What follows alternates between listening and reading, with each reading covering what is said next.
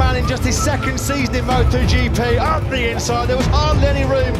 And away we go. A good start from Jack Miller there. He gets that Ducati well off the line. Maverick also got a good start. Already up inside that top three yet again.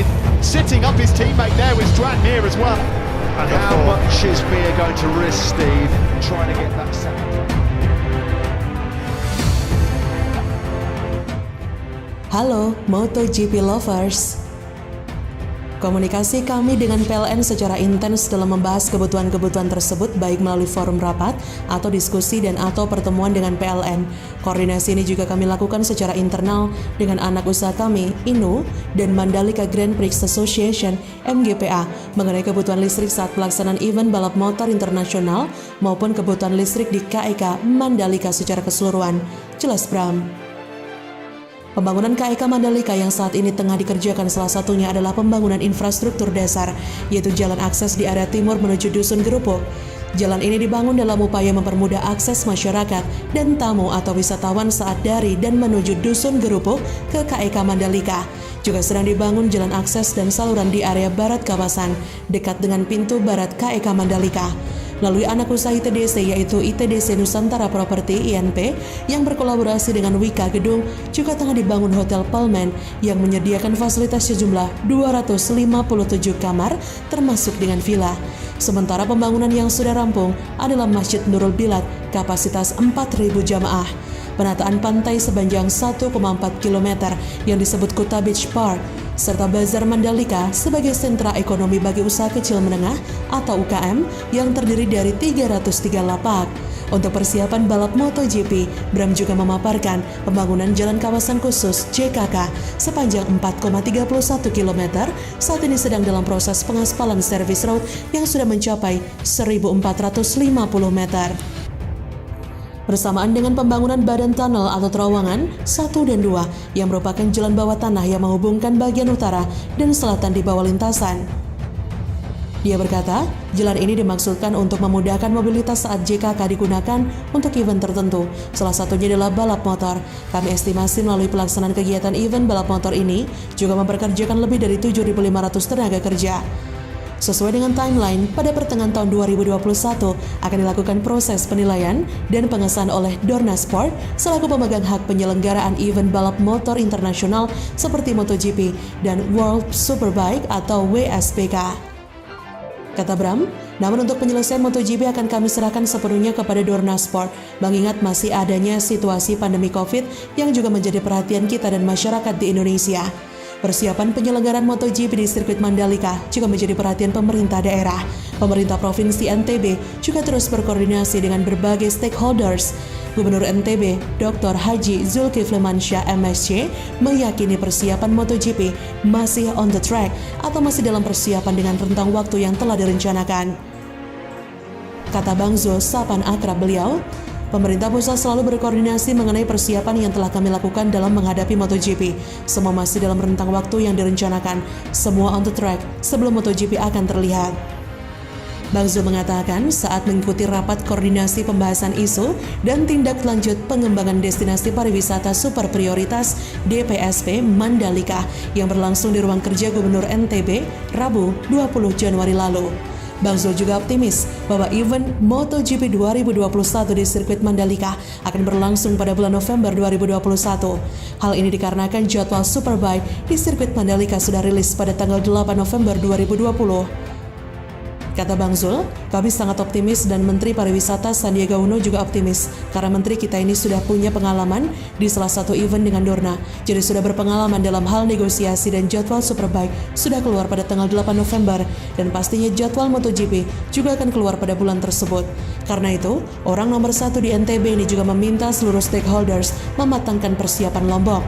Indonesia sukses menjadi tuan rumah MotoGP. Kepala Kantor Perwakilan Bank Indonesia Provinsi NTB Heru Saptaji mengatakan KEK Mandalika bukan sekedar potensi NTB, namun jendela Indonesia di mata dunia. Lebih-lebih KEK Mandalika sudah dikenal sebagai tempat penyelenggaraan MotoGP di Indonesia pada tahun ini. Dia berkata, ini salah satu kesempatan emas yang tidak bisa dipunyai oleh seluruh negara. Jadi, kesempatan emas ini harus dimanfaatkan sebaik-baiknya. Seluruh infrastruktur pendukungnya dipenuhi sama-sama, kita berperan masing-masing sesuai fungsi kita. Investasi di KEK Mandalika menurutnya harus menjadi perhatian. Di satu sisi Indonesia memiliki keterbatasan investasi dan membangun KEK Mandalika. Alternatifnya harus ada kerjasama dengan investor sebagai partnership. Agar investor tertarik, Heru mengatakan harus diyakini bahwa KEK Mandalika adalah sebagai tempat yang aman dan nyaman berinvestasi. KEK Mandalika sedang bergerak dengan penyiapan infrastruktur sirkuit MotoGP. Heru Saptaji mengatakan dirinya tidak bisa membayangkan ke depan NTB akan seperti apa dengan adanya KEK Mandalika dan MotoGP. Dia berkata, yang jelas multiplier effect yang muncul akan dahsyat.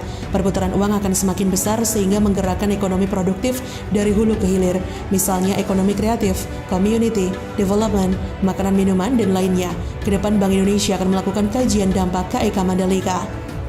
KEK Mandalika sudah memiliki jualan pariwisata, meskipun sirkuit MotoGP belum rampung. Sebagaimana model sirkuit MotoGP, sisi-sisi menarik di sirkuit MotoGP, sistem kelistrikannya yang dibangun di area MotoGP, posisi, start pembalap, podium, dan sebagainya. Sisi-sisi ini menurutnya menarik bagi orang mendapatkan gambarannya. Kata Heru, sekali lagi NTB punya kesempatan emas MotoGP. Persiapkan seluruh infrastruktur pendukungnya dengan baik, dukung dan kelola potensi ini sebaik-baiknya. Nah, itu tadi untuk informasi hari ini. Mari bantu channel ini agar terus berkembang dengan cara klik subscribe, like, comment, dan share di sosial media kamu. Thanks for watching.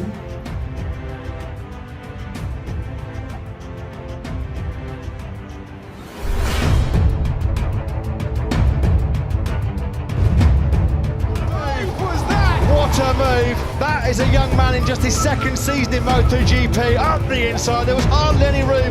And away we go. A good start from Jack Miller there. He gets that Ducati well off the line. Maverick also got a good start. Already up inside that top three yet again. Sitting up his teammate there with Strat Mir as well. And how much is Mir going to risk, Steve, trying to get that second? Valentino Rossi ke Marc Marquez, tiada maaf bagimu. Rossi masih tak bisa memaafkan Marquez atas apa yang terjadi di gelaran MotoGP 2015. Sekian tahun sudah berlalu, perasaan Rossi tetap sama.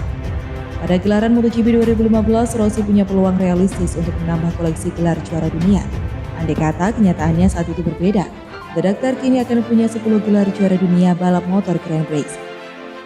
Sedikit kilas balik ke persaingan pada saat itu, Valentino Rossi mampu tampil prima dalam memberikan persaingan sengit untuk Marquez yang ketika itu sudah menjuarai MotoGP 2013 dan 2014. Sepanjang musim itu pun persaingan kedua rider berjalan amat sengit dan panas. Klimaksnya ada di Sepang ketika Rossi dan Marquez bersenggolan di putaran ke-7 balapan. Itu merupakan momen senggolan keduanya untuk kali ketiga di MotoGP 2015. Aksi saling salip lantas terjadi di antara Rossi dan Marquez, sampai akhirnya Rossi melakukan manuver di turn 14 yang memaksa Marquez keluar sirkuit. Atas insiden tersebut, Rossi dianggap bersalah. Sekalipun tetap dapat hasil finish ketiga di Sepang, ia mesti mengawali balapan pamungkas di Valencia dengan posisi start tidak ideal. Pada prosesnya, Rossi harus puas dengan finish keempat di Valencia. Mahkota juara dunia 2015 dirempuh oleh Lorenzo yang memenangi balapan dan unggul 5 angka dari Rossi. Insiden itu rupanya masih sedemikian membekas di hati dan benak Rossi. Sekalipun bersimpati pada kondisi Marquez yang masih cedera musim lalu, ia masih tak memberikan kata maaf. Apa yang ia lakukan kepadaku, aku tidak bisa memaafkan dirinya. Ketika aku mengenang momen-momen itu dengan 6 tahun sudah berlalu, perasaanku masih sama seperti dulu. Sepertinya di masa depan pun perasaan itu sulit berubah. Ujar Valentino Rossi mengenai Marc Marquez dalam petikan wawancara dengan Corriere della Sera yang dikutip Autosport. Terkait Marc Marquez, Valentino Rossi lempar kritik ini. Rossi melempar sebuah kritikan terkait Marquez. Kritik itu Rossi arahkan kepada Dorna Sports, penyelenggara hajatan MotoGP. Kritik Rossi itu terkait dengan tindakan Dorna yang memberikan izin Marc Marquez untuk kembali ke lintasan CRS tahun lalu, hanya beberapa hari usai turun dari meja operasi. Pada MotoGP 2020, Marc Marquez mengalami insiden pada seri pembuka sehingga harus menjalani operasi. Tapi setelah itu, ia sempat dapat izin untuk kembali ke lintasan di MotoGP Andalusia. Pada prosesnya, kondisi Marc Marquez malah tidak kunjung membaik. Ada 2 operasi lanjutan yang harus dijalani rider Spanyol itu di sisa tahun, membuatnya absen sepanjang musim. Sehubungan dengan hal itulah, Valentino Rossi mengkritik Dorna. Dalam wawancara dengan Corriere della Sera yang dikutip Autosport, The Doctor menyebut Dorna melanggar aturannya sendiri terkait usaha melarang rider buru-buru kembali selepas cedera. Selepas comeback Jorge Lorenzo di Asen 2013, yang terjadi hanya 48 jam setelah ia menjalani operasi. Kesalahan ini adalah ingin kembali kelewat cepat setelah operasi dan saya tak paham kenapa mereka membiarkan hal itu terjadi, kata Rossi. Terkait dengan kembalinya Marquez, mereka malah melakukan keputusan yang tidak sesuai dengan kebijakan sebelumnya, tutur Valentino Rossi dalam kritiknya tersebut. Marquez sedemikian dominan di MotoGP sejak turun di kelas primer pada 2013 dengan meraih 6 gelar juara dunia. Pada rentang waktu itu, cuma 2 kali MotoGP tidak memunculkannya sebagai kampiun, yakni pada 2015 dan 2020. Di 2015, Marquez finish di posisi ketiga dengan Jorge Lorenzo jadi juaranya. Sementara pada 2020 saat Marquez bergulat dengan cedera, ada Joan Mir yang berebut mahkota juara dalam musim yang sangat terimbas pandemi COVID-19.